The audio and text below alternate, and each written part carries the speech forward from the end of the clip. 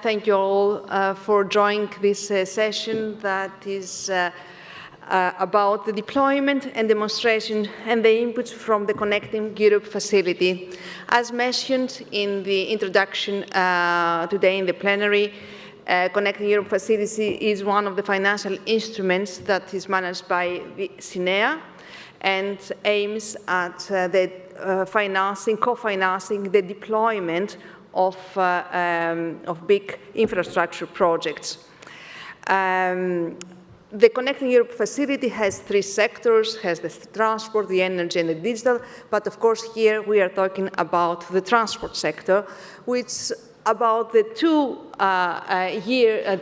financial perspectives, CEF1 and CEF2, amounts to a budget of around 50 billion euros.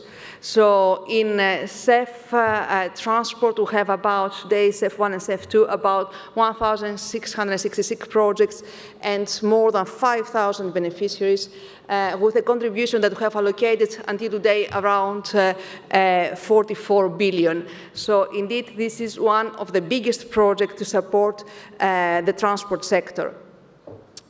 In the CEF2, which is the financial perspectives 21-27, our budget is consisted in three parts. We have the CEF, the general envelope, the cohesion envelope, and the military mobility envelope. So what I want to say is that in the Connecting Europe facility, as it was mentioned also in the previous session, we are financing infrastructure projects in the TEN-T transport network. The transport network is consisted of the core network and the comprehensive network, and these are the transport networks that we are helping to build with this instrument.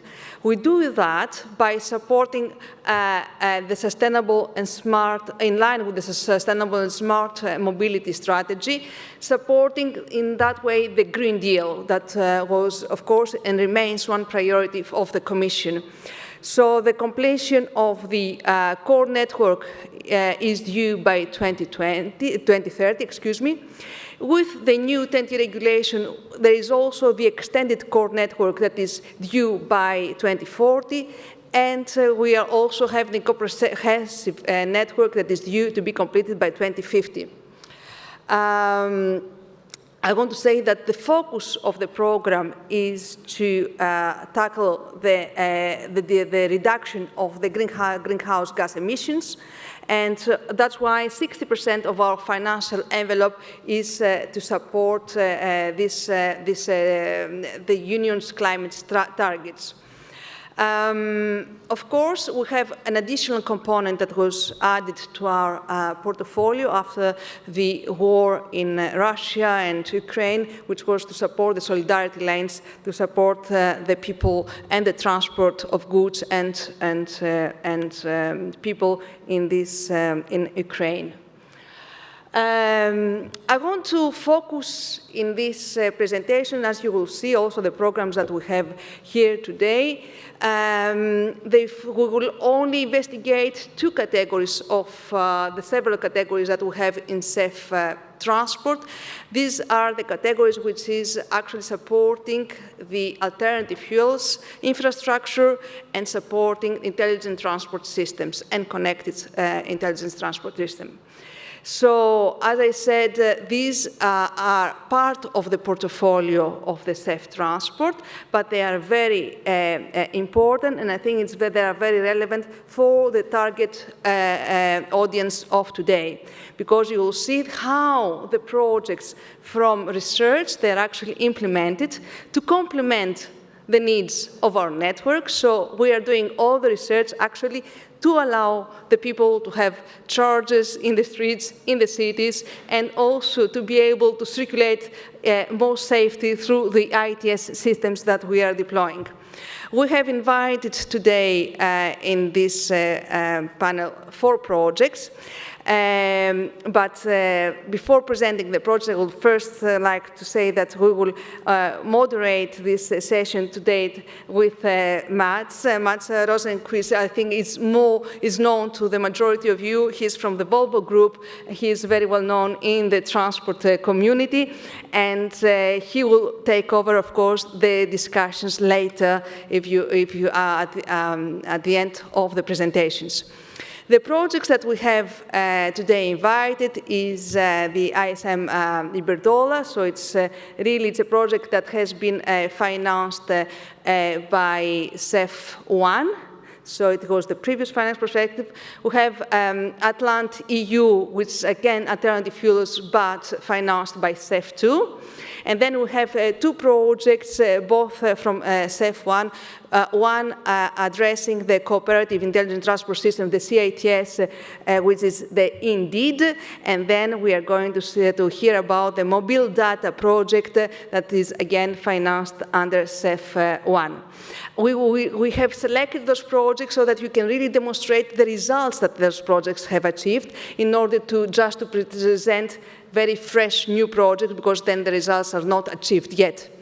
So I will stop here and I will give the floor to the first project. But if you have any further questions regarding on the financing possibilities that we provide on CEF, I would also be happy to provide any clarification that is needed, and we can do that through the discussion. But first, I would like to invite to the floor Ainhoa Gremendia, who is responsible for the deployment of the Iberdrola's public charging network in Spain. You have the floor. Thank you.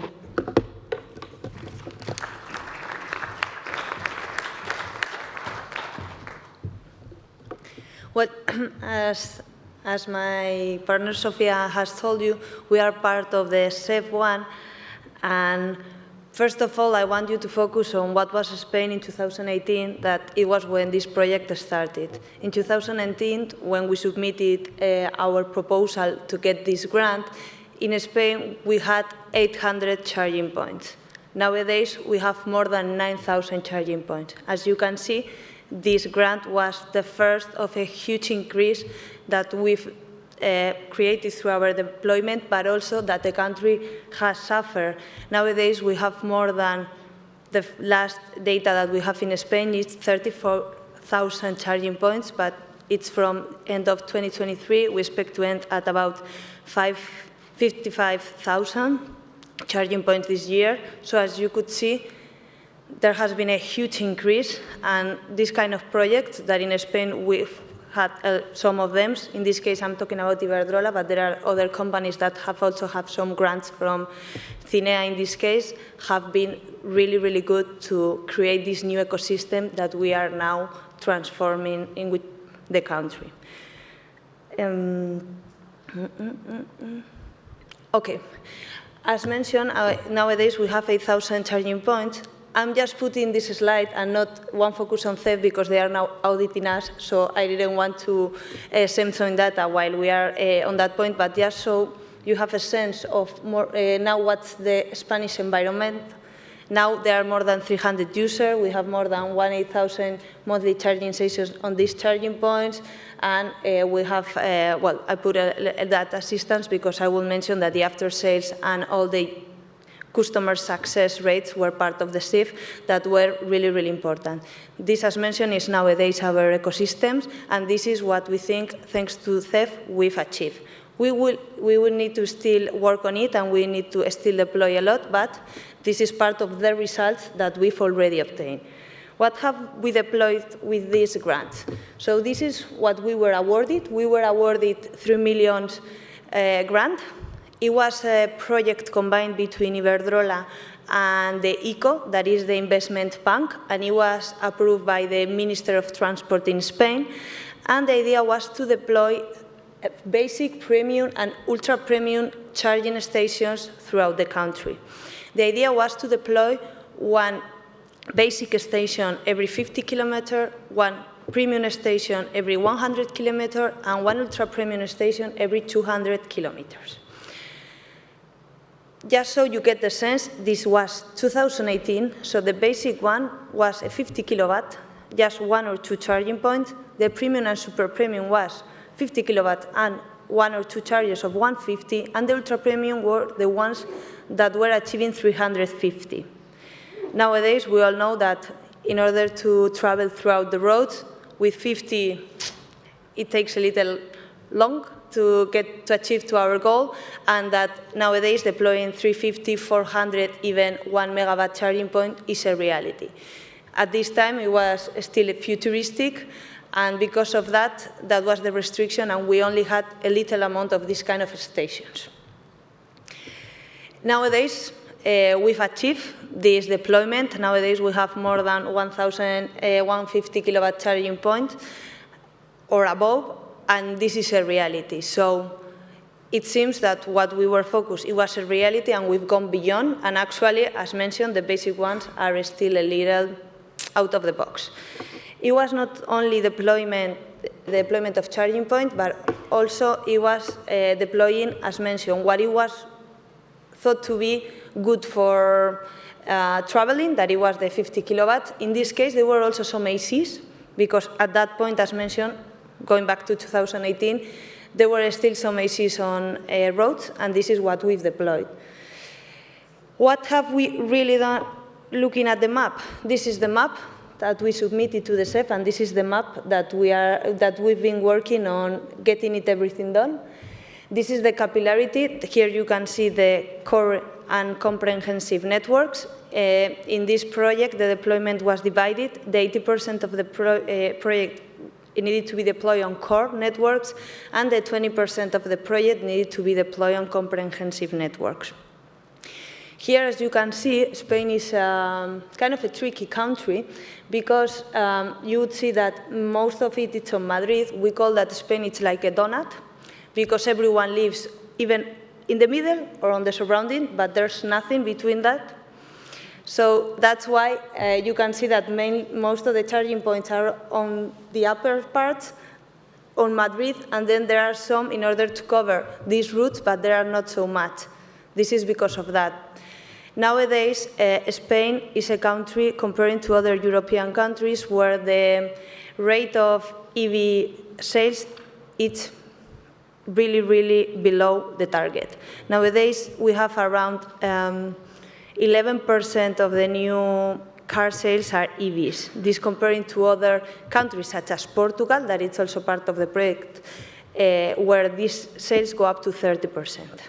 So we are nearly similar to Italy. I think we are the two, let's say, European countries that should be above, that are, let's say, on the lower bottom, and this is the reality. So nowadays, the network, it's mostly deployed on cities where the EVs are a reality. That means Madrid, Barcelona, and all the surrounding, as mentioned, of the donut.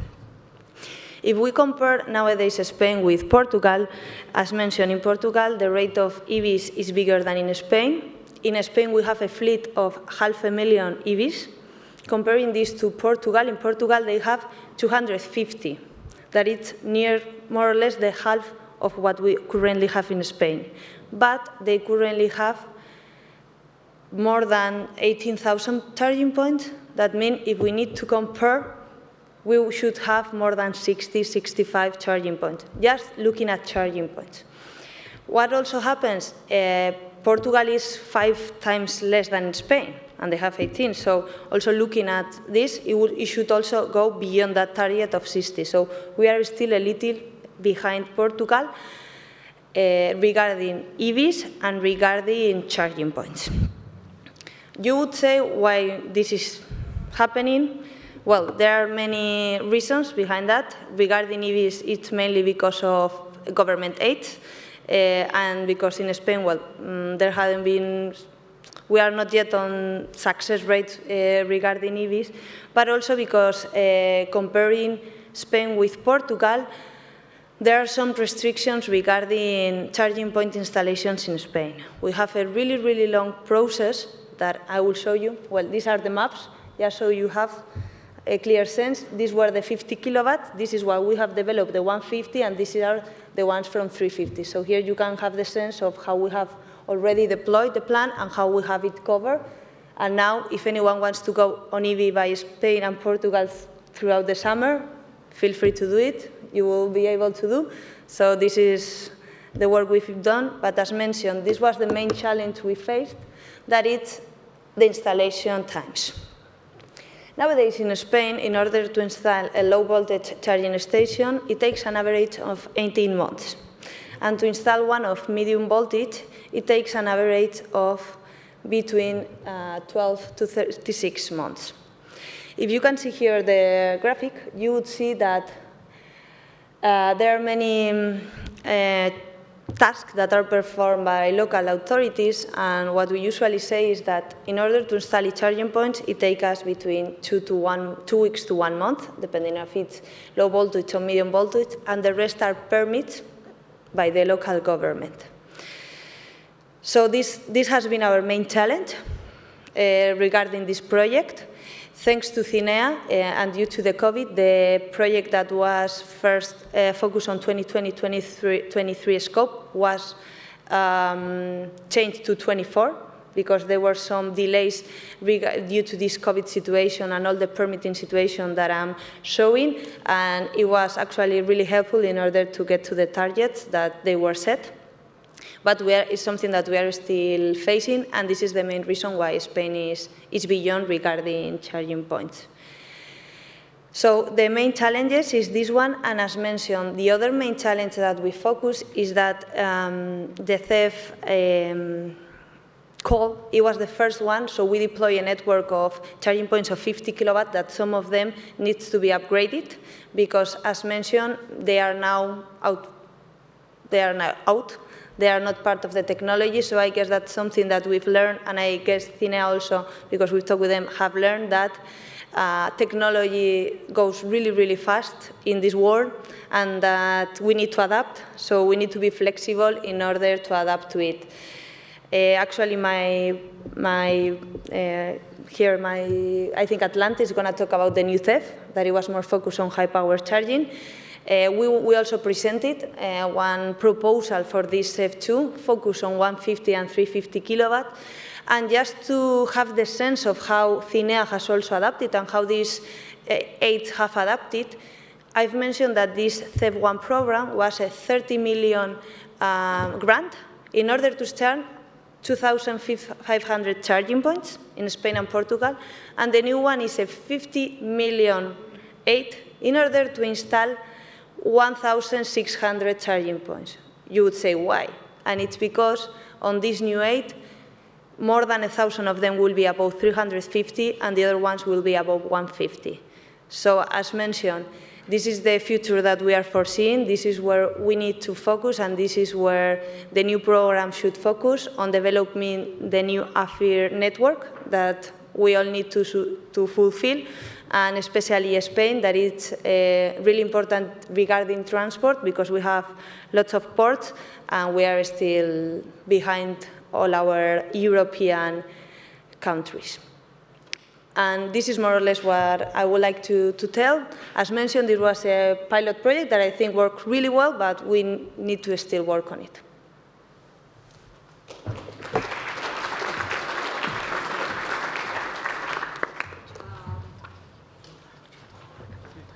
Thank you very much. Thank you. We see that there is indeed things are changing and changing fast.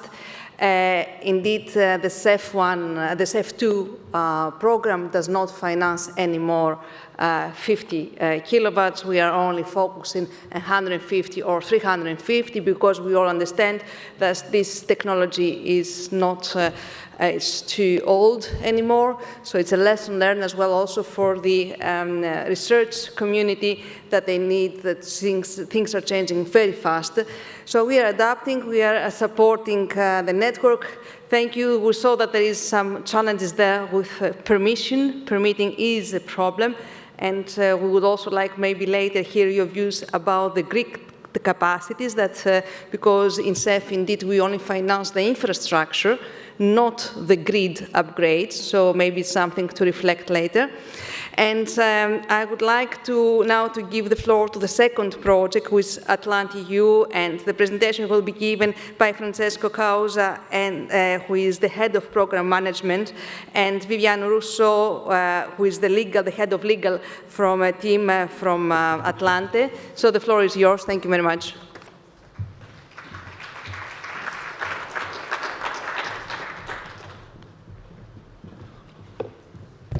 Thank you, Sofia. Good afternoon, everybody. And thank you also for the invitation at this such important event. As you can see, we are in two, and we will start the presentation of my colleague Viviana, and the words will pass to me. Thank you. Thanks all. Sorry. Thanks all, and good afternoon. So we would like to start with an overall overview on our strong commitment on the electrification of TEN-T corridors within France, Italy, Spain, and Portugal. As considering all the three CEF programs we have been awarded, we obtained almost 90 million euros grants and to be developed in unit contributions for the installation of 850 kilowatt and 350 kilowatt plugs for electric vehicles with a grid connection of at least 600 kilovolt ampere. And our CEF stations, which are in the pipeline for more than 430 EV stations, will deploy both standard charging stations and stations including also energy storage. But we will see it deeper with Francesco later on. So to develop these projects, we have involved three main financial institutions, one per each project that have been awarded.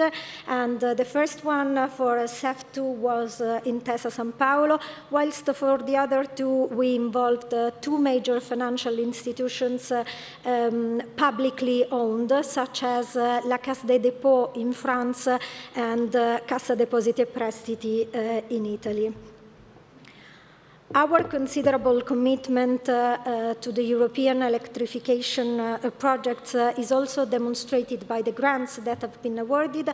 As I was saying before, approximately an overall of 90 million euros. And we are second only to Tesla in this regard, taking into consideration the countries where we are active, which are, as I was saying before, Italy, France, Spain, and Portugal. But through these grants, we will be available to develop more than 3,000 ultra-fast points of charge within these countries co-funded by the European Union.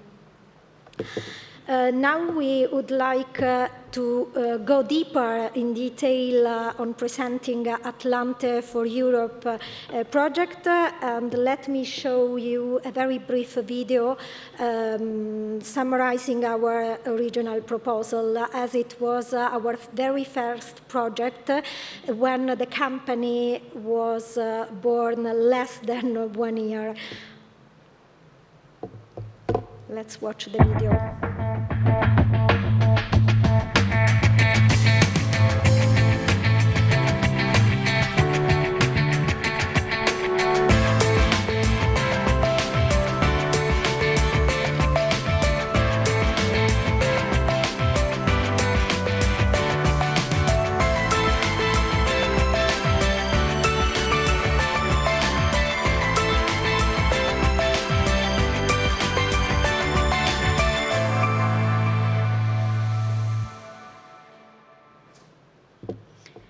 Thanks. So going deeper on Atlante for You, it's a project financially supported by Intesa Sanpaolo, as we were saying, as a non-implementing partner.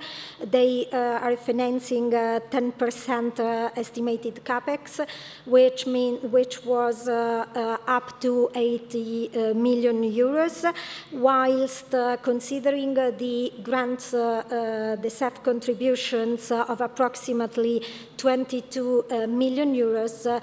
This means that Atlante is financing with its own financial resources approximately 50 million euros of such an investment. This has been possible thanks to the solid corporate structure to which we belong and to the fact that we have seen a quite structured development of our corporate activity and companies as we have a dedicated entity per each country carrying out our business. With a specific focus then to CEF sites development in France, as we have also incorporated a special purpose vehicle to develop these projects through our JV with CDC. But now I let Francesco move Thank you, forward. Viviana. Now I would like to enter a little bit more in detail about the results of Atlante for Europe. So Atlante for Europe, as Viviana said, has been the first European project we presented, and we are very glad to have been awarded for that. This is, of course, a key enabler for the largest independent fast and ultra-fast charging network in Southern Europe. Currently, considering the data we have extracted from the end of January, we have already on ground 70 sites in those 4 countries, while more than 100 sites are either under assessment or ready to start with the construction activities as the contracts with the respective landlords has been signed. I just say once that all our electric vehicle stations are powered by renewable energy sources, but this is common for all Atlante stations all over our 4 countries. In terms of achievement, sorry for the shoulder because I want to see the numbers. Basically, Atlante for Europe reach, which is the first project, cover more than % of the total medium voltage sites of the full pipeline of Atlante. And as I said, we presented this project when we were just born. So it's quite significant, the impact of this program for the entire medium voltage sites. Coming below to the data, I would like just to mention the total energy supplied, which is equal to 1.3 gigawatt hours, compared to the 5 gigawatt hours we have released by all the medium voltage sites, not including also the not CEF eligible ones. This number decrease in terms of percentage for the reasons that we have on the right part of these slides. Why this? Because during the development process, we are facing 2 important issues, as briefly mentioned by our colleague from Iberdrola. The first one is the authorization and the permitting, which are necessary to start and to open the construction area. But the second, and not less important, of course, are the timing to connect our charging station to the external grid. Here, I'm just referring to the waiting for the DSO timing, which is in our country, in Italy, equivalent to 1 year.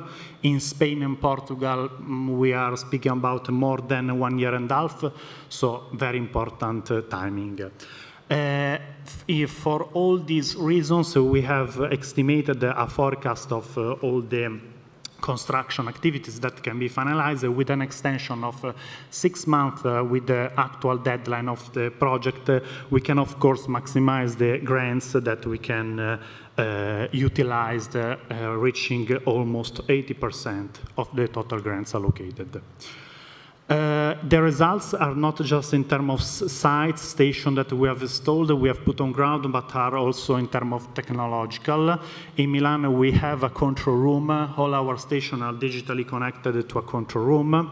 In order to be aligned to the CEF regulation and also to the AFIR more recent regulation, all our stations are equipped with payment card readers, so POS.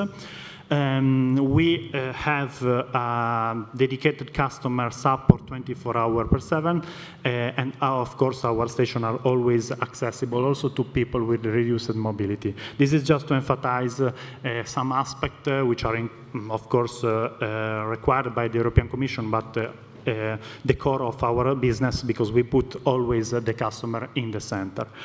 I didn't mention it so far, the battery storage, but we are pushing a lot our station with this kind of solution in order to reduce the timing that we have seen before. We believe that with this such innovative solution, we can reduce the impact that the electric vehicles penetration will have. This is also confirmed by the European Commission, which is quite aligned with the development, and so our approach is to aggregated solar production that whenever possible is installed in our station with a lower amount of grid connection from the external grid and the storage solution. We already did this in some pilot cases already online or waiting at the DSO, as mentioned before. Here you can see just some examples in one for each country. We started with the support of external provider, mainly Huawei and Socomec, but now we are ready to launch our homemade product, which is the Energy Arc. The Energy Arc is a product that has been developed thanks to the collaboration with TCC, the Taiwan Cement Corporation, which is our sole shareholder, and these meet the most stringent criteria in terms of safety, fire detection, temperature control, because it is made by ultra high performance concrete, differently from steel. This is a very innovative solution. It is also extremely positive, the fact that can stay in a compact area, so it requires a very few amount of meter squares, and it is a plug-and-play solution. So when it arrives in our station, it can be installed rapidly. In terms of medium and long-term impact, I would like again to focus our attention on storage. This equipment will be ready during this year, so it's a very recent innovative solution that we will put in our market. The most important advantages that it brings are illustrated in the upper part of this slide. So thanks to this device, we can improve the performance and the energy efficiency of our station, and we have the chance to manage to play with a versatile grid connection. So to analyze the grid, to speak with the DSO, and in those cases when the amount of power is very limited, we can put our device in order to open the station in a faster way. Today, during the previous presentation, someone asked about why we are not dealing with grid services, etc., etc. Of course, this kind of equipment can bring added value also to balance the grid requests, which are, of course, a cause of the electric vehicle penetration. The advantages are several, but this is just the most important one. A second important impact is about sustainability. For this last part, I come back to Viviana again. Thank you. Okay, thank you very much. Just a very brief overview on our attention and strong commitment on sustainability. Our ESG roadmap was launched in 2023, and we immediately started implementing some actions to this end, obtaining the ISO certifications on quality, environment, and HNS, and initially just for Atlante but then also the ISO global certifications have been extended and the countries have been certified as well. Sustainability very soon became an integral part of our policy on HSEQ, and during 2024 we implemented some more actions.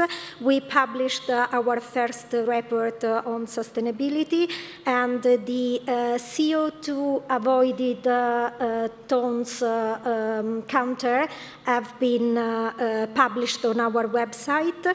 This is a tool to count and to give an overview of how many tons of CO2 equivalent were avoided through our chargers. So it's real time with a real-time adjournment.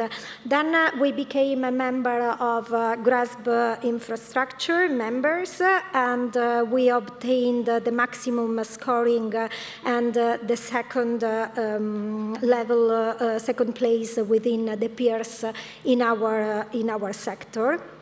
So in January 2025, we also obtained a silver score by EcoVadis, but this doesn't mean that we already implemented all our ESG roadmap, because other actions are going to be taken and are in place. So not just as a second assessment on greenhouse gas emissions, but also on EU taxonomy and on ISO additional certifications such as 27001 and no gender gap and diversity inclusion. So we will keep working on it. Thanks. Thank you for your precious attention.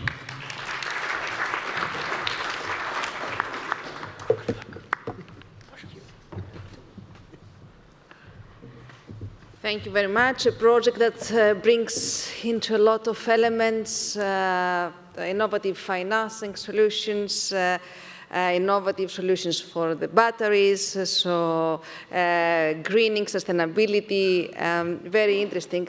I saw that you're taking photos of the networks. Just to let you know that in DigiMove, DigiMove is hosting the TEN-T public viewer, which is accessible to everybody, and there you can really see, and the projects themselves, they can see where they can actually install chargers that they can be eligible for financing. As I mentioned before, the aim of CEF is to implement infrastructure in the network, core and comprehensive. So we only finance the infrastructure that belongs to these parts. So we saw before that, of course, Atlante is a bigger project and has other infrastructure installed in other areas. I believe Iberdrola the same, but we finance only the ones that they belong in those parts. But it will be interesting to see in this TEN-T view really the progress that we have done in Europe for that. We'll close the chapter of EV charging, and we are opening another chapter, which is very connected as well. And we're going to start our presentations with Indeed, which is the development of cooperative intelligent transport system. So it's a CITS project that will be presented by Emile Petit, who is project manager for automated connected mobilities at CEREMA. Thank you.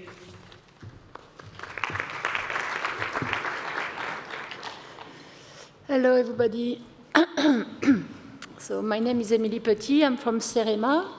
I will present you the Indeed project and another project which is called Scale. And as you can see, there is another name on the slide. It's Marie-Christine Esposito, which is, in fact, the coordinator of the two projects. And I'm just here because she can't be here today. So I present it for her. So let's go. Indeed project. So it's a project to deploy CITS in France. It started in summer 2019 and it ended last summer. There was a lot of partners inside, and as you can see, there was 24 partners, such as some collectivities like Grenoble, Paris, Bordeaux, Strasbourg, and so on. And there was national road, highway, departmental road, and the road operator part, and there was a lot of university and academia partners with us. Yeah. So it was funded by the European Commission, and as we can see, we have a budget of $20 million. Euro. Why dollar? I don't know. Okay. The objective of this project was to deploy cooperative ITS, intelligent transport system in France, and it was in continuity with previous projects such as COREF, SCOOP, C-Roads, and the CITS have a lot of purpose, and they aim to improve the safety for user and for the road operator staff, to manage better, to enhance traffic flows, to reduce congestion and traffic jam by optimizing the management of public transport and the traffic on road. The purpose is also to develop services and to develop services to the user of the roads, and to prepare the infrastructure for tomorrow and for the arrival of the autonomous vehicle. Yeah. Indeed, in fact, there was a lot of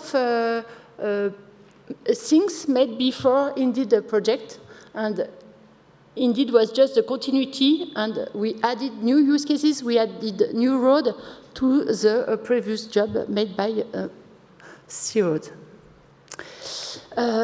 So, the results, main results we have. First of all, the deployment was operational at the end of the Indeed project. As you can see on the road, all the road you have here, there is road where the service is available for people. I will show you just after some kind of service that is available. But if you go anywhere on this road, you can have the service. The service offered by the road operator are different. For example, if you go in Bordeaux or Paris, you can have information about the traffic light. But if you go on a highway, you don't have traffic light. So this use case is not relevant on the highway. On the highway, you will have information about VMAs. In your car, you will have information about the lane, the traffic ban, the road works, and so on. So you have specific use case on each part of the country. Here you have some figures. You have the number of roadside units. It's ITS G5 roadside unit. It's not CV2X, it's ITS G5. And you have roadside unit on the side of the road which send information. You have unit inside the vehicle of the road operator, such as the vehicle for the roadworks, which can send direct information to the vehicle. The vehicle equipped are snowplows. There is snowplows. For example, you can't, if you follow, sorry, I don't have a snowplow. It's okay for everybody, snowplow? Yeah, okay. So if you follow, you have the information that you can't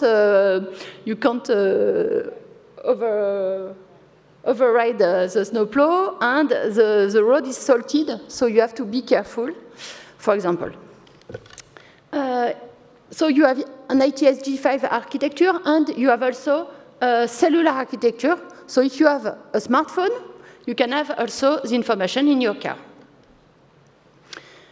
Indeed, we developed, in C-Roads, in previous project, we developed Coopits, and Indeed, we deploy Coopits on all the road. Coopits, it's a smartphone application working on Android and on Apple.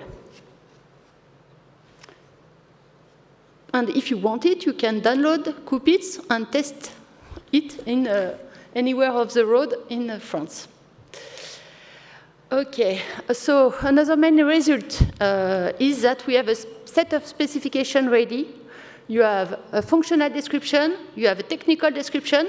You can give the description and this specification to a provider which can develop roadside unit, an onboard unit, a cloud service, a traffic light compatible with specification. And you can validate, so you have some document that allow you to test what the provider can give to you. And all this was done in line with standards, of course, and in line with the CEF platform specification, which is working with car-to-car to have a compatible specification. This is a list of new use cases. This is not very, okay, so you have the list. Here you can see what you can have in your car, but the best is to have a video. So, yes, first one. Sorry, it's in French. It's a flooded road. So if you drive, as you can see here, you have three examples. First is an application available only in Bordeaux. The second is Scoopits, and the third is Waze.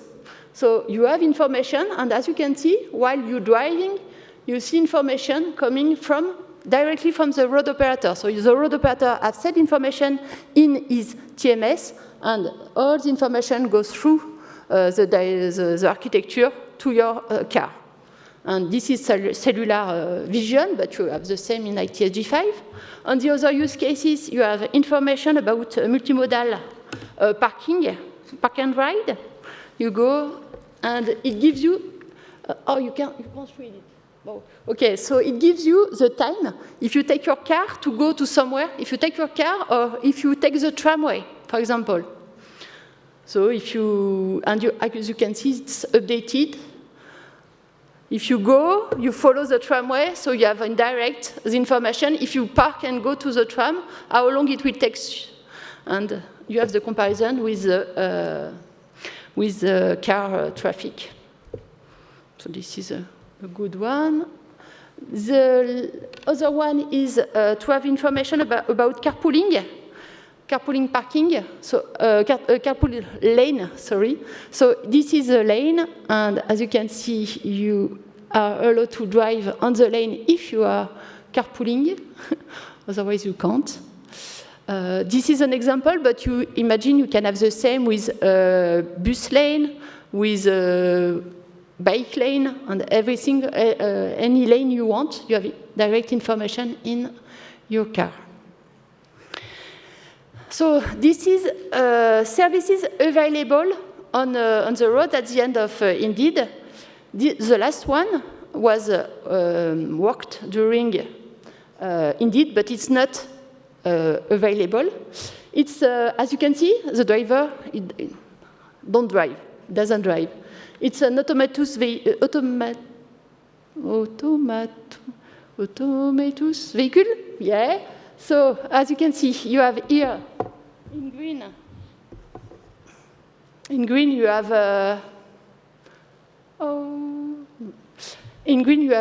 messages.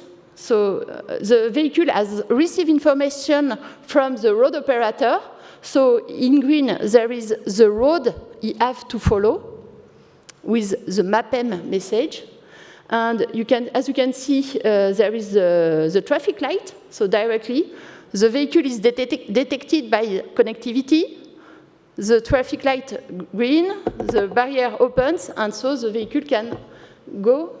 And as you can see, the driver, he made nothing, it does nothing during the travel. Okay? So you can imagine some kind for other traffic light or for, I don't know, any information an automatus vehicle has to pass by. A big result also in our Indeed, so the main purpose was to deploy, but we have made evaluation and impact assessment on all the deployment. Sorry, I will be very short on that slide, but we study all those aspects during the project just to be sure to be sure that the project meets our expectation in terms of electronic impact, electromagnetic impact on the conductor, on the people that are installing a roadside unit. We make some technical and functional evaluation. For example, as you can see on the map there. Oh yeah, thank you. On the map you can see, so this is a number, each point is one message emitted by one vehicle or received by one vehicle. The first one is CAM message, which is position and speed of the vehicle. As you can see, we received message from CAM from everywhere in the country, even in places where we don't offer the service. This is on the other, the second map is when a VMS, EVMS, an IVI, was received. So it was a message from the road operator, a text message from the road operator saying, I don't know, as we can see, road flooded, the message about park and ride information, this kind of message. So it means that one person was aware of the information. And on the last, you can see that there was a DNM with message from an event, roadworks, an animal on the road, a person on the road, a meteo, weather condition, a special weather condition, something like that, an event. And you can see the red was sent, and the green was received. Okay? During the study, we also, I don't know if you have seen, but the purpose of this service are for vehicle, for car. But as you can see, we see that in the CAM received, in the message received, we saw that there was pedestrian people and cyclist people. And we have a lot of other aspects and business model. No, I don't, well, yes, thank you, but this was a simulator, so it was, as you can see, it was the speed of a conductor. As you can see, it's the speed of a conductor arriving to a level, sorry, to a railway level.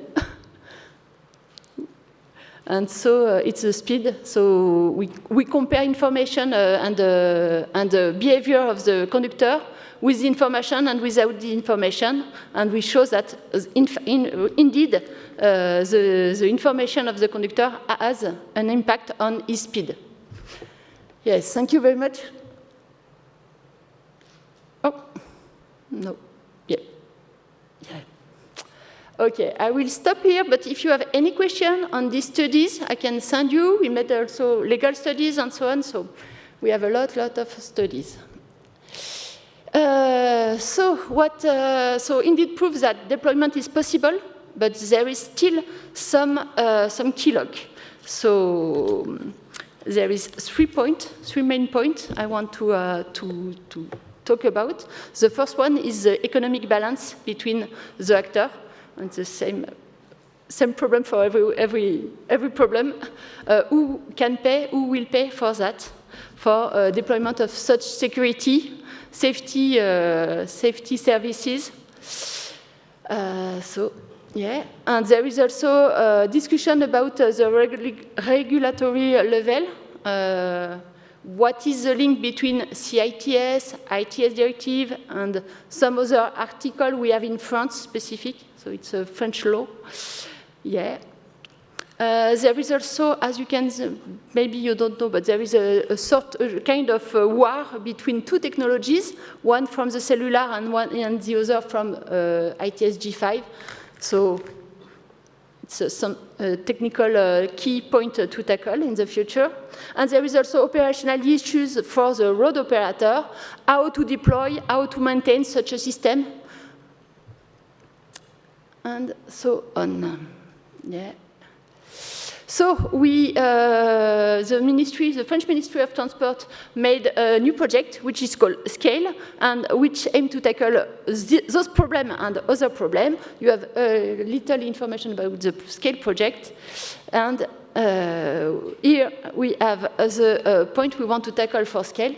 First of all, we want to work on a better business model, and in Scale we have large scale, because there is France, but there is also Spain, Italy, Austria, and Hungary.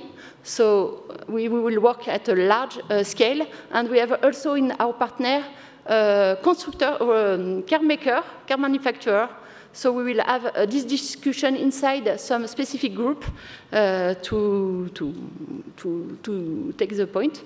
We also have providers directly as partner in our groups. So we will have everybody around the table to have a better discussion than we have in Indeed. About the war of short-range technology, we aim to provide roadside unit that can work in ITSG5 and in CV2X, so to offer the service to everybody, whatever the technology.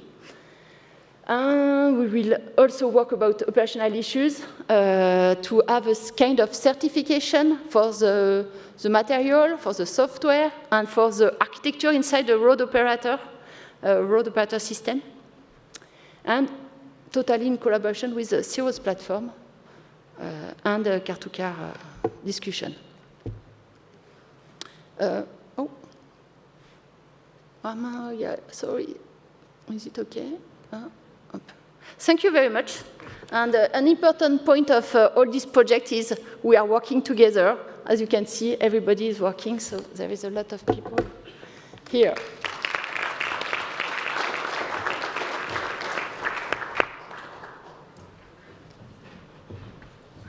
Thank you very much, Emily.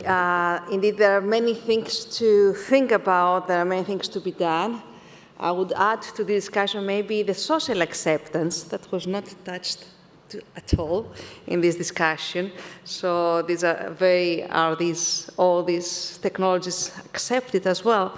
So we'll close the discussions, the presentations, and then we'll open the discussion with the last presentation with another ITS project, the MobiliData. So it's connected infrastructure bringing enhanced perception to road users. And our speaker is Christophe Rombaud, who is advisor in innovation, specialized in smart mobility at the Flemish Agency for Roads and Traffic. The floor is yours, Christophe. Thank you so much. And maybe coming back to my esteemed French colleague, we are also deploying the use case on the snowplows. That's why we organized the live demonstration this morning, which I'm sure our esteemed audience really enjoyed when they were getting here. What is MobiliData all about? Well, basically, this is our... Oh, hang on. Yes, thank you. This is our Flemish CITS deployment project in which we are rolling out 29+1 use cases in Flanders. Part of it was indeed sponsored by CEF. A few words on the overall project partners. So it's the coordinator is my organization, so the Flemish Agency for Roads and Traffic. We manage the highways as well as secondary roads, about 7,000 kilometers of roads. And we did this specific CEF part of the project together with IMEC, the Inter-University Microelectronics Center, who is also very active in the domain of smart mobility. This specific CEF project was about €5 million with 20% sponsoring by CINEA, which then turned CINEA, and it took place from 2019 to 2023. A word on the actual project. It's part of a bigger CITS project in which we are deploying Day 1 and Day 1.5 services. And in 2018, when the larger project started, we actually made, at the time, a quite controversial choice, which was deploying via the cellular path and not Wi-Fi P. Why did we make that choice? Well, two reasons. One, Flanders has a very good cellular coverage. We know that already at the time. But secondly, it was also, in terms of the ITS domain, quite difficult to motivate doing very large investment, whereas the actual benefits of ITS systems at the time were really hard to judge. So the approach we took with the Flemish government that funded the project was, let's use use cases that have sufficient latency budget to cover it also via the cellular platform. Let's make the business case, show what the benefits are, and then we can still see, after we deployed, what is the impact and what kind of communication path are we going to choose in the future. Is it 5G cellular? Is it Wi-Fi? Or a combination of any of the available technologies at the time. So I'm not going to read all of the slides, just know that in terms of end users, we envisaged not only motorized traffic, but also active road users. And we have deployed following the C-Road specification and have also contributed to some of the C-Road specifications based on our experience and the challenges we have experienced with doing the actual projects. And although CEF is like a launching, I can say that there's many lessons learned. There's many obstacles that you encounter when trying to see ITS. So it kind of felt more like a full innovation project. We are deploying in 4 domains. So the first one is rollout of CITS applications with intelligent traffic lights and deploying those intelligent traffic lights as well. Then you have a second category, which is other CITS applications. So bringing the information that you can see above the highways on dynamic traffic management signs into the vehicle. And in the first instance, we did this with cell phone applications. At the time, you could not yet mirror those. Nowadays, you can mirror those very easily to the center console of the car. But obviously, we're also having a lot of dialogue with the automotive sector to connect to our backbone and use the data straight in the dashboard of the vehicle. Then we also did some R&D on next generation smart mobility applications. And then, last but not least, we also looked at, well, what kind of use cases can we support in terms of creating new policy based on the data that we have in the system. Okay. In terms of the project objectives and targets, well, we have 5 activities, project management and dissemination. I'm not going to talk too much about. One of the activities was defining specifications, so really the use case architecture, what does the technical spec of the digital backbone look like, and what are the use cases architecture. So what does the service look like, what kind of data is fed into each of the services, what is the quality of the data, and can we make that happen within the course of this project. And then the biggest activity, also in terms of budget, was deploying those intelligent traffic lights, both, publishing the tenders of the hardware, but also of the software that is behind. The target was deploying between 90 and 120 intelligent traffic lights. And I'll keep you a little bit in tension whether we've achieved that target as well.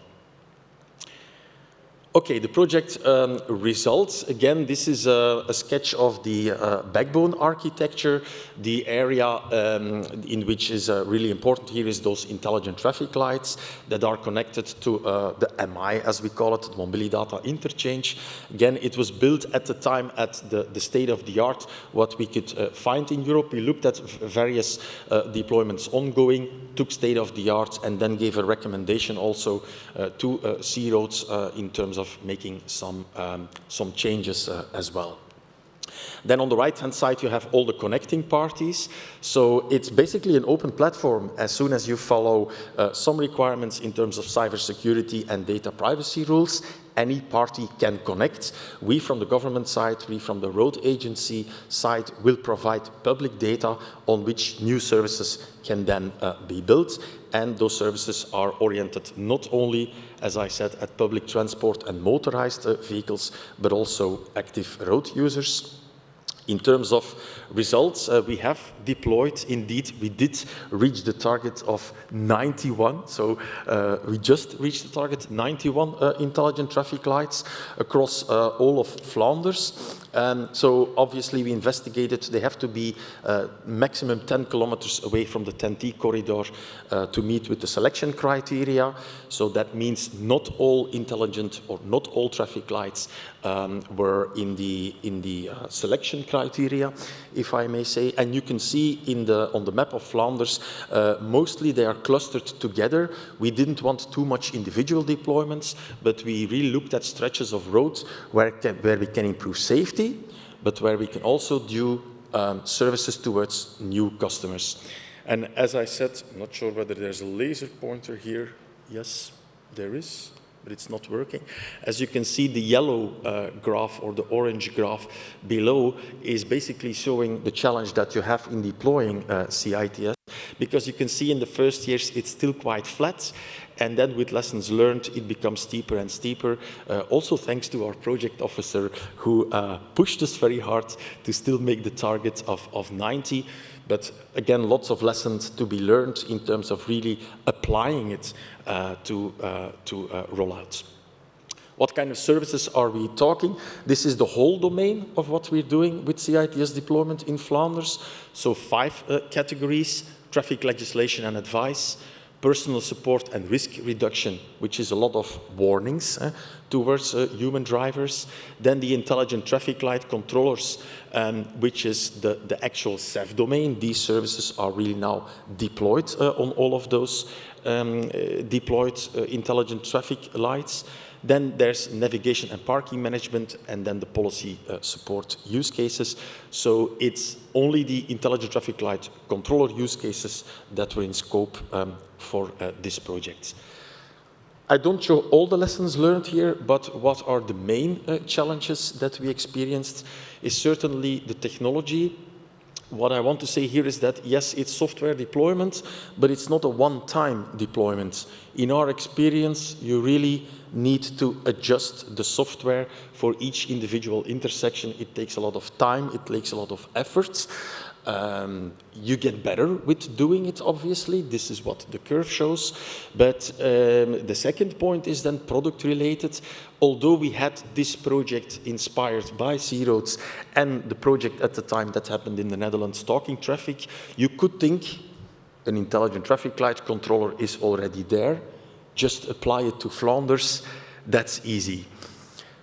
That's what we also thought in the beginning of the project. Unfortunately, or maybe fortunate for us, and the experience we've gained, you can see that the topology of intersections is not 100% the same in any of our countries.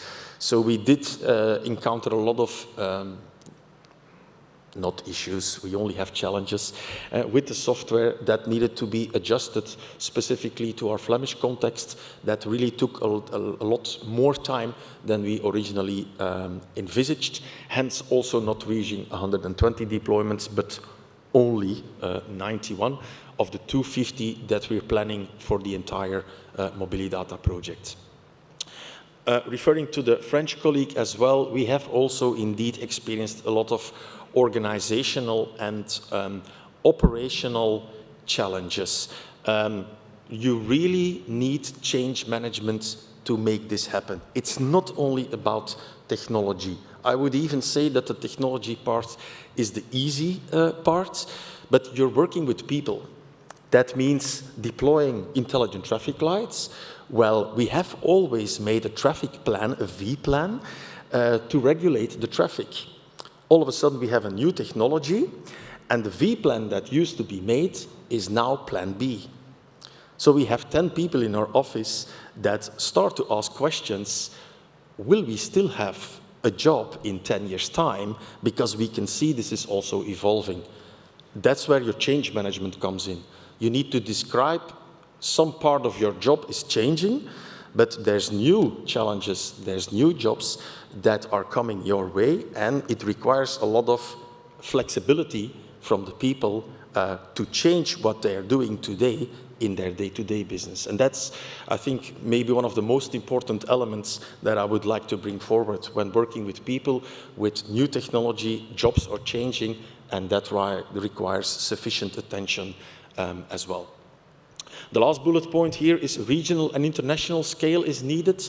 Yeah, it's maybe good that Flanders deploys 90 or in our target 250 intelligent traffic lights, but if I look at Mats or I look at Mr. Neugebauer, to Stefan, or I look at Aria and they ask me, okay, or I ask them, when will you connect to our digital backbone in Flanders and the one in France? Very likely the question I'm going to get is, well, we have 1 or 2 specifications that we push to the European markets. What is the plan in terms of deployment of intelligent traffic lights throughout Europe? Do we have such a plan? I can say for the moment, no, we don't. I think we really have to work together on that, to get those numbers, to get also the political commitment on how this ramp-up is done, because I consider it as, if I would be working for the automotive, I would require this plan to make sure if I connect, that the value is also coming to the customers of the OEMs and other stakeholders. Okay, 4 more points and then we can start the debate. In terms of evaluation results, what I would like to emphasize here is, yes, we selected use cases that we said can be covered by a latency budget using the cellular network. And we can indeed see, and of course there's many graphs behind it, but we can indeed see that the system as we've set it up delivers that information for a human driver, not for automation yet, but for a human driver in the right, timely and correct way. In other words, and jumping to point 4, the technical choice that we made deploying the hybrid communication of C-roads but using the cellular network to start off with is technically proven to work. This works, and we will continue along that line if it's concerned use cases that can be covered with that kind of latency budgets. Jumping back to number 2, we have seen, and this is statistically relevant information, that the users in the vehicles that get the extra information, that get extra alerts, extra warnings, that they indeed change their behavior.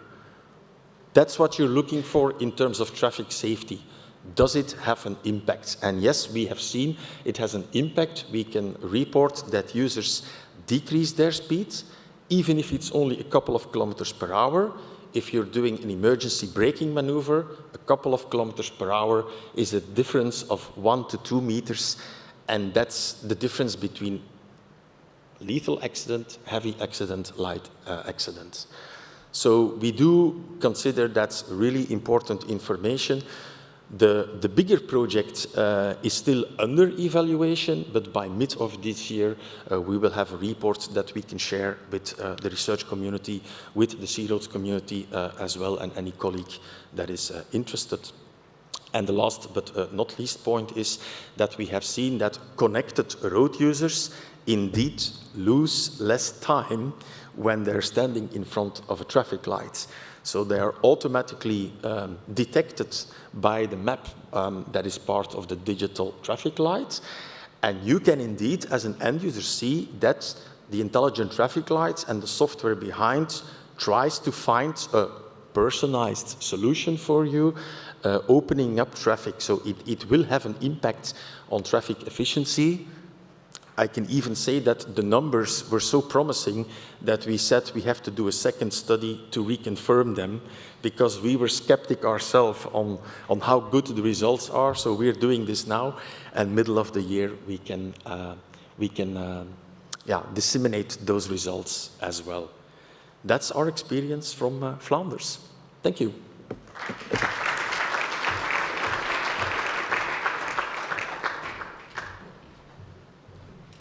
Thank you very much, Christophe. I think now the floor is for Mets. I think we need to light up the discussions, and we have the person here to do so. Okay, let's, I mean, we have heard 4 very important projects in 2 very important areas where deployment is kind of needed. I mean, the first one, of course, for charging networks. I mean, deployment of cars, vehicles, trucks is happening.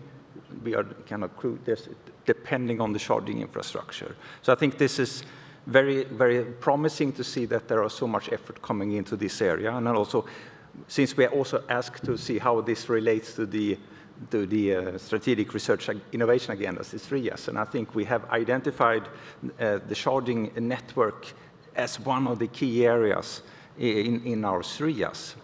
And I think that's really good. So I think so we're happy to, but we will drill a little further into this. I'm sure you have questions. And then, of course, the 2 projects with CITS. I mean, I remember we have been doing this for decades, and I'm happy to see that we finally get things out on the road, that we see maps over France, we have a lot of deployment, high numbers of roadside units and onboard units, users, really how to use this. So I think, and this is also linked to the CCAM 3 actually, so where we need, and I think what we are discussing now, introducing higher level of automated vehicles, we are also depending on the infrastructure or the information, or better collaboration.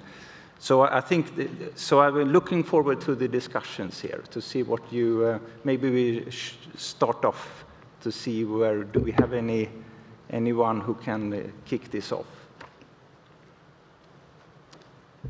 It's late, I see it's late, but...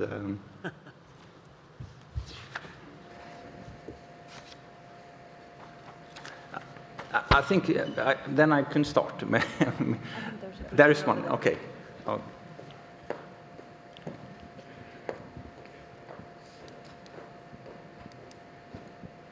Yeah, so may I?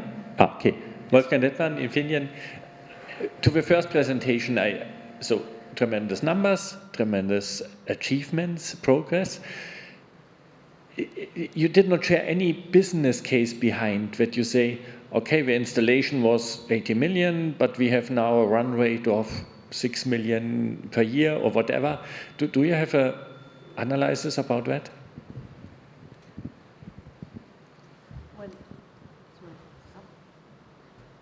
It's working? Okay.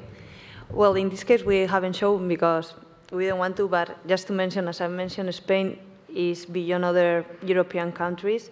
As mentioned, we have just 500,000 EVs on the road, and I can tell you that we are now putting many investment, expecting in the future to be profitable.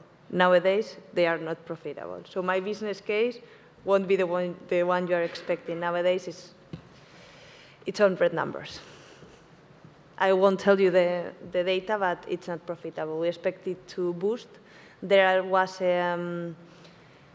by the Minister of Transport in Spain, they were expecting to have 5 million EVs on the road by 2025. As mentioned, we just have 500,000, so we are 4.5 million EVs behind what it was expected in 2018 when we presented this project.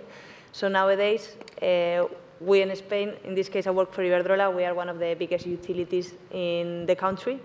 And what we are, well, the biggest, and what we are doing is trying to impulse this new market and trying to put money on the road, expecting to increase the EV outtake and to increase the EV sales. If I may add something to this point, let's consider that a charger that meets the requirement of the CEF program costs 55,000 euro. And what we have seen that if we consider all the installation works, all the activities behind, our lesson learned is to start to create bigger sites, because otherwise we cannot afford absolutely the cost. So this is what we have achieved, and thanks to our growth coming from the first CEF project up to the last one, in Italy we proposed hubs, and we are trying to follow, for instance, the Tesla approach, okay? Because the small recharging stations are not profitable.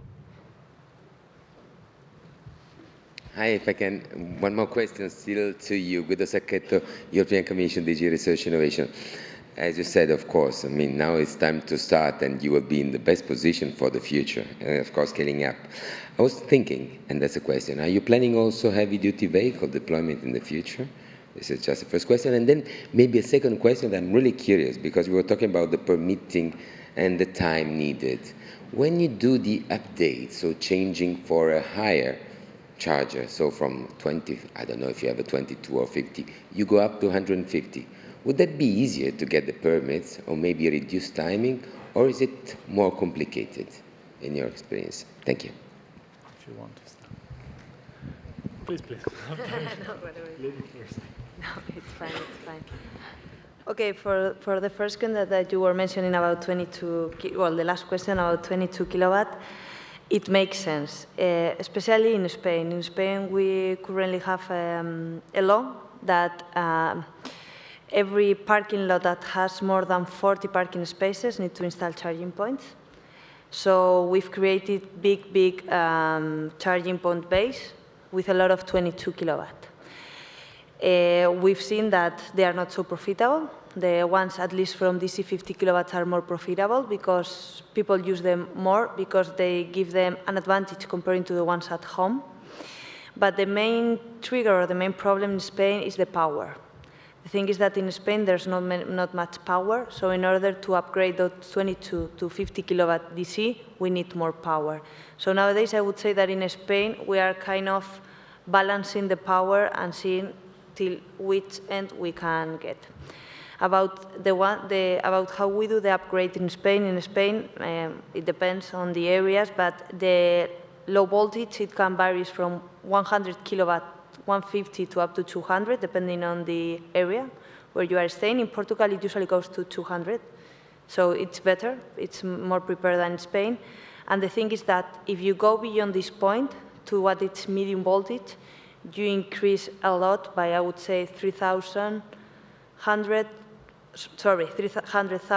or something like that, the installation. So you need to put a really big installation or use batteries, as they are doing, in order to be profitable. So I would say that, as mentioned, and we've also seen the same thing, that in order to install high power charging, it makes sense if you want to go beyond the 150 that is low voltage to install big base, because the main cost is the connection point, the, what it's called, centro de seccionamiento, I don't know in English, and the transformation center, so all, let's say, the utility equipment, those are the main costs. So whenever you install a big buy, you dilute. And also the other main cost when you are running it is the power that you are paying for those charging points. So you also can adjust that power if you have more charging points to make it more profitable. No, I perfectly align with this vision. I mean, that's the reason why during the presentation we spoke about the batteries, because one of the most important costs, in addition to the one that we mentioned before, is the substation when we pass from low voltage sites, so charger characterized by very low kilowatts to charger which are financed by the CEF programs, which requires higher power. So the storage for sure can reduce this problem, the problem of the grid availability in terms of power, and also the permitting process. So we strongly believe on that technology. The only important issues is that there are still some activities, very technical, to be done with the distribution system operator to get the right certification and to manage these assets in the lower part of the grid, which are the medium and the low voltage. So yes, thanks to storage, we can absolutely accelerate the electric vehicle penetration, reducing also the impact on the grid and reducing the timing. We already seen that it's something that works when the distribution system operator is ready to accomplish with this technology in the grid. I don't know if we answered to all your questions. Yes, yes. We have some pilot project for heavy-duty vehicles. Of course, it's, I mean, the heavy-duty are well behind the light-duty vehicles, so it's also difficult to find the right places like in Italy, to install charging stations. So now we are focusing primarily the attention to light-duty vehicles, but we are also starting to collaborate with the heavy-duty vehicles. Here, just to add up something up, what we've seen, we also installed some heavy-duty corridors in the Mediterranean side of Spain. And what we've seen at the end is that one charging session of a truck is around 100 kilowatt. One charging session of an EV is between 16 to 33, usually 100, 200 kilometers, at least in Spain. So for us as operators, it's really profitable to install for heavy-duty trucks. And that's our goal for all of us, because one, it's like 3 charging sessions. So we all expect to be real in Spain. In Spain, it's difficult. Nowadays, we are not yet prepared, as mentioned, because of the delays that we are having due to permits. But it's also true that there are some corridors that are already electrified, so there are some routes that they are electric trucks already in Spain. There are some companies with between 2 to 20 e-trucks, and they are up and running nowadays. So it's a reality. People just need to adapt to it. But for us, as mentioned, for us it's the future to make it profitable.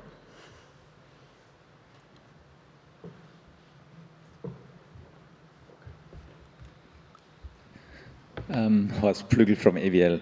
So you mentioned, so I have also a question to the charging grid, and you mentioned that it is not easy to be profitable.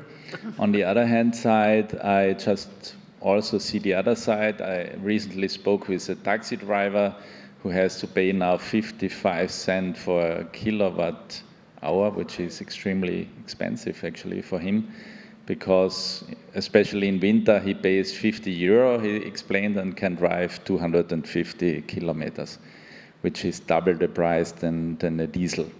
So the question is, what do we have to do with the energy price, and what do we need actually to make the whole thing attractive? Yeah? It looks for me that we cannot make use of what Uroš explained before. There's sometimes a lot of energy available for €0, or even you get paid for it. But on the other hand side, it's always so expensive for the end user. Do we have a problem, a systematic problem, a regulation problem, a structural problem, a system problem? I don't know. Maybe you know more than I.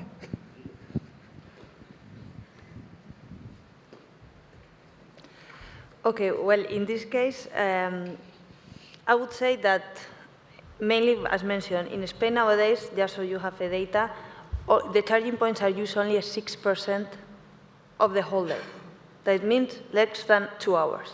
That means that we've already invested on something that no one is using during 22 hours. So there's an investment that you need to put on the price, not just energy. Yeah, so we take into account how we do the pricing. If we look especially to Portugal, I don't know if you know the Portuguese market, but regarding EV charging, they've done something different. So they've created a common operator, that it's MobiliData, and they've divided the price into 2 different terms. One is pure CPO, and the other one is pure electricity. So whenever you charge in Portugal, you have a card that it's like an electricity plan, where you just pay €1 per kilowatt hour, and then you have the price of the operator, which is €1 usually per minute, actually. They put €1 per minute because it's more profitable for them. If you add those, or if you transfer it to energy and you add them, it's more expensive than Spain nowadays.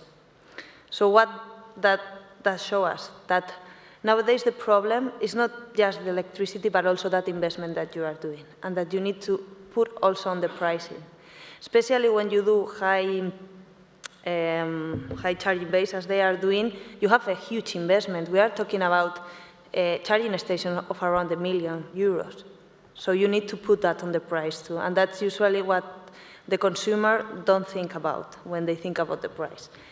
In Spain, usually taxi drivers charge at home. The price is really, really low.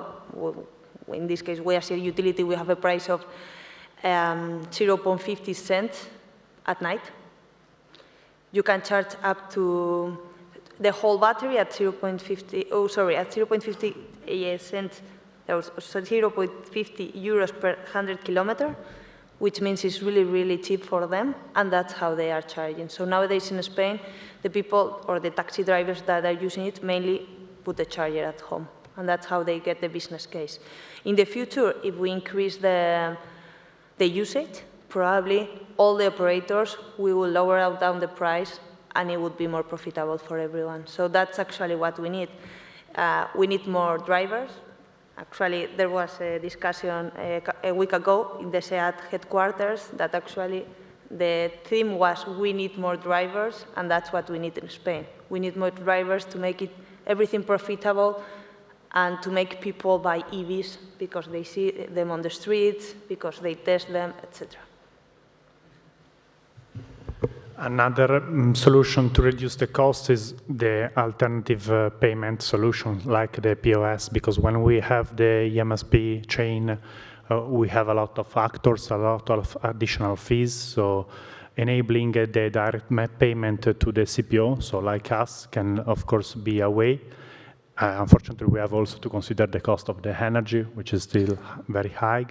But yes, what we are seeing is that the payment solution is very, very something that has to be managed, and CPO like us are entering in the POS, payment card reader solution, and it's another business. So we are trying to push our attention also to facilitate this kind of solution, but it's a delicate, topic, and the payment chain is still not very adequate to the electric world. So we have to focus our attention also on that part. If you take cards and you go through the charging station, sometimes the POS readers doesn't work. So I am a user of the electric vehicle, and if I want to recharge directly my car, the POS solution should be one of the faster way, like the plug and play, but not so often this works. So there are still possibility to improve in order to reduce the cost and to facilitate the recharging experience. We have Uros. First. Yeah. Sorry for the ITS guys. I have another question on charging, if you allow. Easy day for us. Actually, when we talk about the prices and when we talk about this high price, so you first have to invest. If you want to create a power which is good for the users, that's a bigger investment. Then the utilization is low. And then when you do all that, you get a very high tariff for the power. Power tariff is OPEX cost is very high burden for everyone. Yeah? We hear that OPEX, which consists mostly of the power charge, which you have to pay, is quite substantial. Yeah? And here you try to avoid it by batteries, so you reduce the power which is necessary on the station. But what you do here philosophically is you try to reduce the queues on the station. You try to bring more traffic through your sites when you have high congestions, which means that you're doing something good for the society, but you have to pay it by yourself, which is, for me, not fair. So did you ever try to talk to the energy regulators to reduce the tariffs for the power? Because this would be more societally beneficial than that you try to solve something on your side with batteries, with whatever, or paying or distributing this to the end consumers. I think the society should somehow find a balance, which is somehow to reduce the tariffs for the power here, because you are actually reducing the queuing time for the customers with this. This is not good for you, it's just good for the customers, Any thoughts on that? Just to clarify, even though we've said that the power is really one of the biggest problems in Spain, there are special tariff for EV, actually, where the power term, let's say, it's lower than the common one, but the energy is a little bit higher, the energy price. The idea is that as they know that they are not being used as much as they should, you don't pay so much power, but you need to compensate somehow, so you pay a little bit more energy term. That's how it works in Spain. Even though, as we are just with a 6% utilization rate, that's our nightmare. That's how the numbers look at. That's the reason. But it is a reduced tariff, so you have some benefits. Well, it depends, because so there are two tariffs, so you can choose regarding on the power that you have contracted. You can have the EV special tariff or the common one. Looking at the usage that you have on one station, you can see which one of those is better for that use case. So you can play with that. I agree. I don't want to add something more. Also, because we have cases when we launch loyalty, discount for a specific period, but the utilization rate doesn't change so much. So it's true. It's a matter of price, but primarily it's a matter of services. We have to provide good services. So the tariff is secondly, considering the utilization rate that we have in this moment. Also because when we launch this kind of such program in very important area, we see that the utilization rate doesn't change so much during this period. So it means that the tariff is not the only point that we have to take into account. Yeah. I think you did a brilliant job with the Ministry of Interior involved as well. Thank you, Ian Faya from Bosch. Thank you very much for mentioning the fact that when the infrastructure is there, we have to pay for it. Because I hear again and again, especially from, say, political statements, that we need charging stations everywhere to make electromobility successful, forgetting that we have to pay for them. So really the challenge, I think, is, and this is sort of a statement, but and it fits to your comment as well, that what we need is the charging stations in the right spots. And we need a more intelligent system that's increasing the utilization rate of those charging stations that are there. That's what we need. Would you agree on that? So that we can, when we distribute this cost, it's not going to be as high. Of course, so we have several projects that are in theory CEF eligible in terms of distance from the TEN-T corridor, but if we, from our software, the traffic forecast or the traffic demand doesn't meet our minimum criteria, for us it's not absolutely convenient to start the installation works. We have several sites that has been stopped, even if they meet the CEF requirements, because they are within the 2 kilometers. But how we can put a lot of budget for the grid connection, the installation works, all the chargers, and then having an utilization rate which it is absolutely not profitable.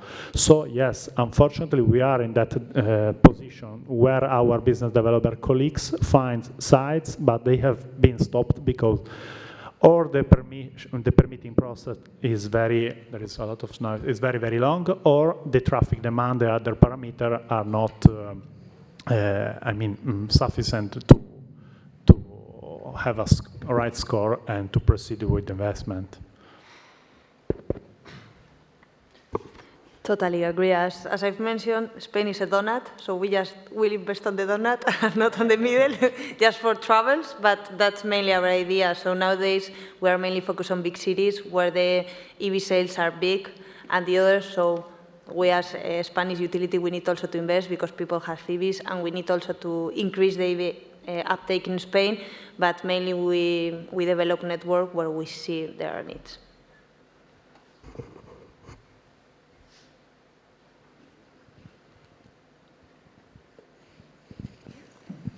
Hi, good afternoon. Ricardo Tiago from the Institute of Mobility and Transport in Portugal. I'm trying to swift the topic to the right part of the table, just highlighting that Portugal was mentioned as good example for e-mobility. We are doing a lot, and the government is making huge investments on convincing users. That's why our rate is so good. So maybe we can be as a learning for all of you to see what we are doing on that part. Now I'm going to focus on Christoph. You mentioned something that is very close to my heart, people. In your project, you presented a thing that, okay, they are doing traffic lights as a plan A. Now the plan A is different, and they are very scared of the future of their jobs. In the project, do you foresee a training program for those people? Because we all know that future mobility will have many new jobs, but the question is for the people that are doing the jobs today, if they are doing their job tomorrow. So do you foresee a training program in this kind of projects to try to build on their knowledge and to have them in 5 to 10 years' time still? Thank you. That's a very good question. We actually work together with C-Roads to establish some of those user manuals on how to use it. But when you deploy in real life, you see that you just have to get the people around the table. But getting them around the table is challenging on sich. I think governments are traditionally very good at recruiting people who are very good at doing a repetitive job. There's exceptions. But you're asking a lot of flexibility to those people. And what we've seen is in these kind of projects, often this is kind of steered by the innovation cell.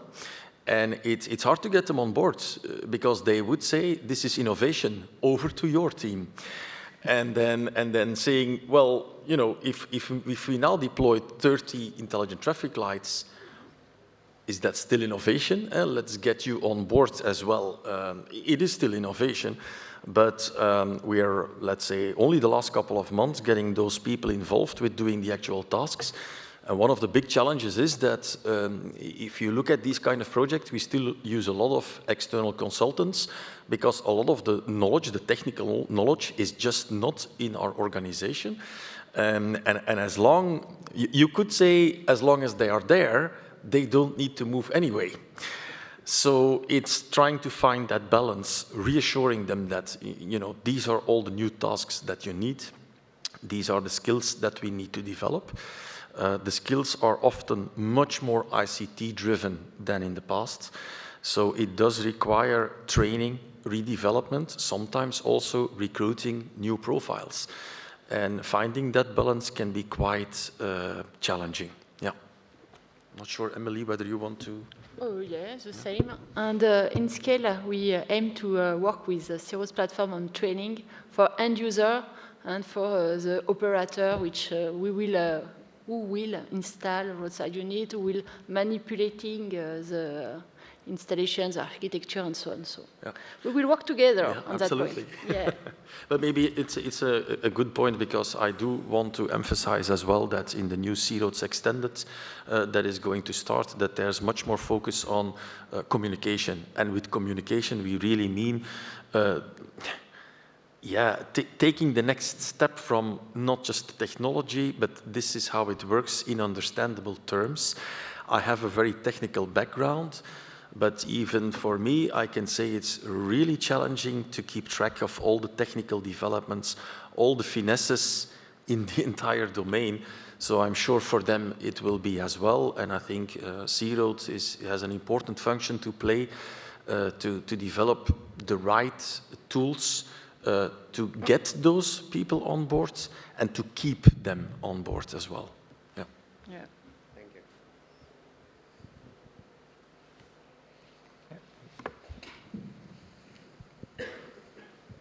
Good evening. I'm Graham Seaton from National Highways.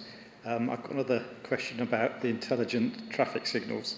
What does the business case look like for deploying them? You talked, obviously they're going to cost more than standard traffic signals, I presume. You've talked about the delay savings that travellers benefit from through not having to wait at a red light so much.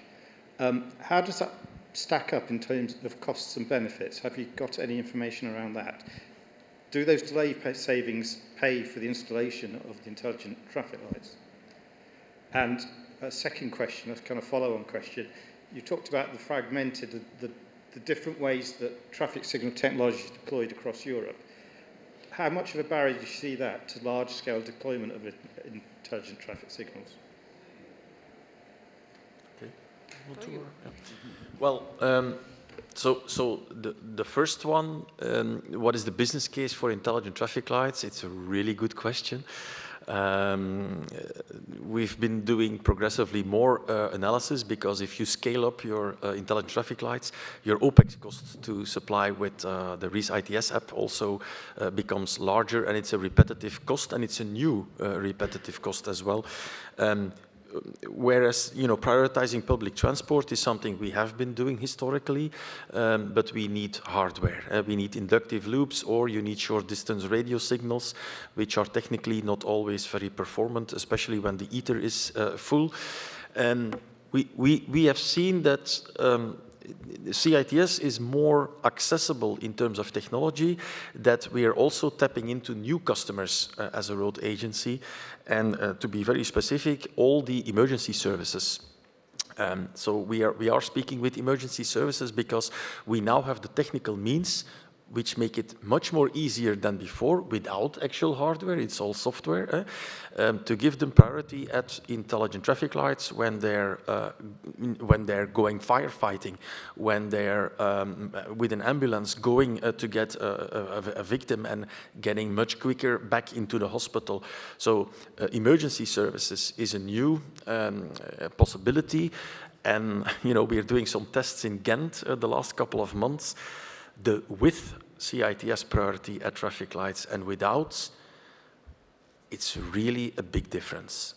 Really, we're talking minutes in terms of the time to get to an incident if you deploy sufficient your intelligent traffic lights. So it's kind of the chicken or the egg. We're doing a lot of work with emergency services, and you can see that from the police, from ambulance, from firefighters, these people are convinced.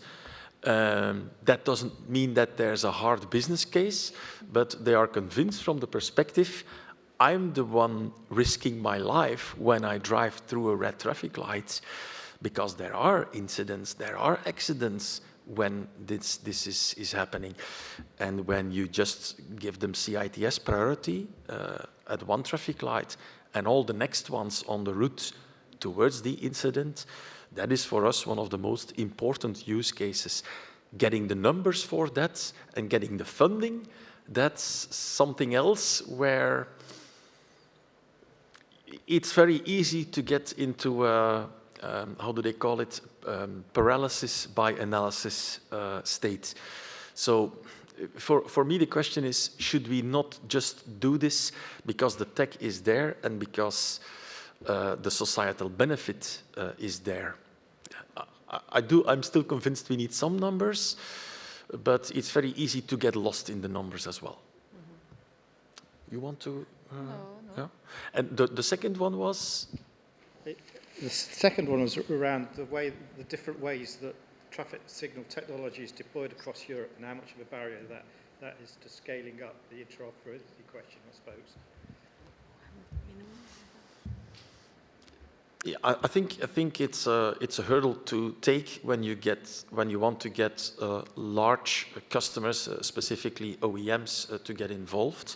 Now, let's say a recent insight. There is still this debate on when you talk not just CITS but automation. When you talk automation, it's either the vehicle can do everything by itself, or the vehicle needs assistance by some form of digital infrastructure still to be defined. These are the two possibilities when you talk about autonomous driving. There's a quite recent insight that I can share, and that is, if you want to prioritize certain traffic, whether it's public transport or whether it's trucks that are exiting a harbor area and therefore, opening up the hinterland to the harbor much easier than before, that's another way of looking at this. So economical perspective, economical benefits, because traffic becomes much more plannable, much more orientable as well. And I think when you talk about, looking at the Commission, economical competitiveness of Europe, I'm expecting in the coming months this will become much more important. It will pressurize us much more to take decisions from the economical perspective, maybe even more than from a traffic perspective. I'm not sure that's 100% the answer to your question, but... If I may, just to complement on the evaluation on the CITS, the C-Roads platform has several reports on the evaluation of the pilots that the national deployments made. And for sure, you can find some numbers, at least at the national level, on the benefits of signalized intersections, the GLOSA app, the priority given to the ambulance firefighters. And in terms of raising that awareness, the C-Roads extended phase, as Christoph mentioned, has a special dedicated group to knowledge transfer and communication, and one of those subgroups is the blue lights. So I think this part of the platform will raise the awareness of the importance of the blue light services, the blue light customers, as we can say, and in order to get them on board, as you mentioned, they are on board, and so we just need the funding, but at least at the national level, governments may look at that and invest on that part, because we always say in terms of road safety that seconds save life. And if the eCall project was very well understood, because if you can find an accident on the road sooner for the road operators and the emergency services, giving them priority on urban congestion will for sure have a clear benefit. So look at the C-Roads platform, and for sure you'll find some numbers on the evaluation part of the CITS services. Thank you. Maybe one more addition, if I may. We did do, because of the question that Graham was asking, we did do a strategic exercise. It's more than the tech and the data that is behind. We did a strategic exercise on digital road management. What does it mean? Because we will have new customers as road agencies. How do we cope with all of this? We've pitched it to CEDER as well. I see my colleague from CEDER there. We did CEDER GB, so the General Board of CEDER, a workshop with our directors to bring the alertness of these kind of investment decisions on their radar. It's now there. CEDER has a new working group on this as well, focusing specifically on that. Why am I intervening? Because in C-Roads, the services are all oriented at end users, which is good. But at the same time, one of the biggest challenges in Europe in terms of infrastructure is aging infrastructure. So when I talk to my director, I say, dear Kati, if I double your budget on aging infrastructure, is the problem gone? No, it's not. If I would quadruple it, is the problem gone?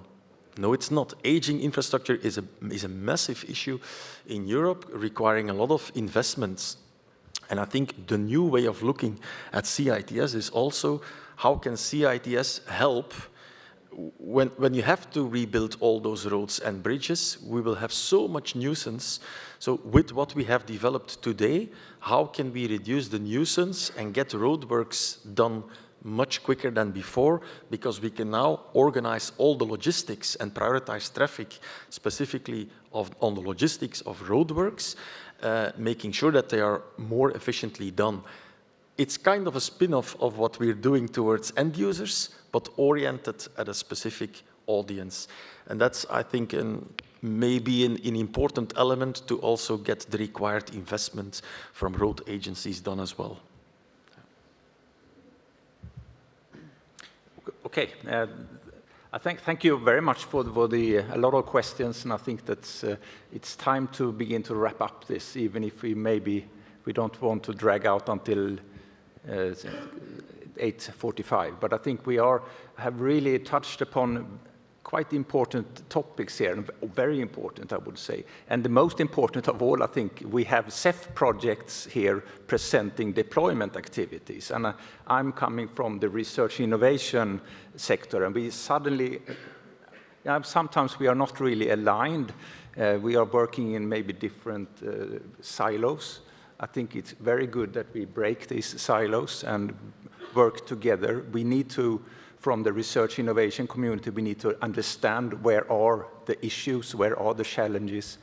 I kind of connect back to a project, the Strengthen project, where we have done this kind of looking at research, or the barriers and challenges for really deployment of research results. And we have identified some of these issues, like we have addressed the knowledge by the, it's not only about technology development, it's also about people, really how to train, how to learn. So this is very important. And of course, the ecosystem, we need to involve more users here.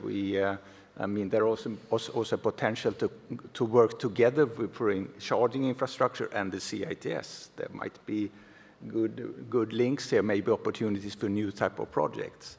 And I think, of course, the challenges for standardization, the regulatory barriers, or all these issues, because the permits, we have facing the same issues when trying to do tests with automated vehicles. We need to have the permits in place, otherwise you cannot do it.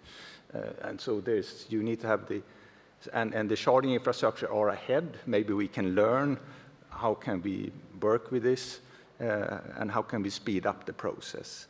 And I think also involving the energy sector, I think Urush and really the grid connection here, we face the same in the digitalization domain. We are facing the digital giants, how to access these kind of the connectivity, the mobility, the network system. We have the technology with the ITS G5 and the 5G.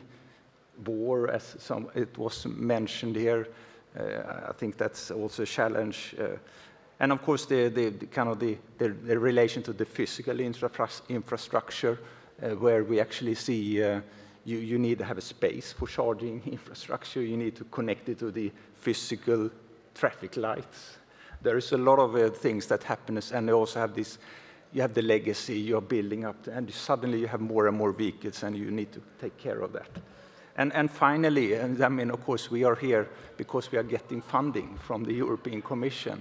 And I think there is also an opportunity to better align with when we are deploying actions or initiatives in the different CCAM partnership or in the 2.0 partnership, batteries. Can they be better aligned with the CEF initiatives? So this is a challenge, but also a good opportunity, actually. And maybe also connecting with the Innovation Fund and maybe some new things that we haven't learned about yet. There are so much discussion for the moment. So I thank you very much for attending and participating in the discussion, and thank you. Give a big hand to all the presenters, and so thank you very much. Thank you very much. Yes. Thank you. Thank you all. Thank you all for staying that long, attending this session.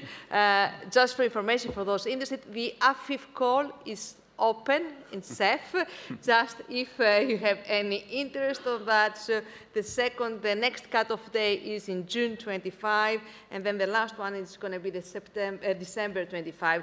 So new projects can come, more chargers on the network to have more maybe targeted charges on the network. Thank you very much again. Thank you.